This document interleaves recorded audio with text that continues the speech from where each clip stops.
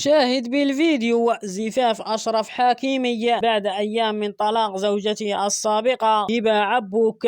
فيديو حصري بحضور الطاقم المنتخب المغربي ووليد الركراكي. شاهد الفيديو. ولكن إذا كنت مسلم وتحب الإسلام وتعترف بأن أشرف حكيمي أفضل ظهير أيمن في العالم فيرجى الإعجاب بهذا الفيديو. بعد التآمر على المنتخب المغربي في كأس العالم وإقصائهم من النصف، تآمروا كذلك على المغاربة المقيمين في فرنسا والمشهورين كذلك، وقد شاهدتم ما فعلوا لسعد المجرد، والآن يتآمرون على أشرف حكيمي.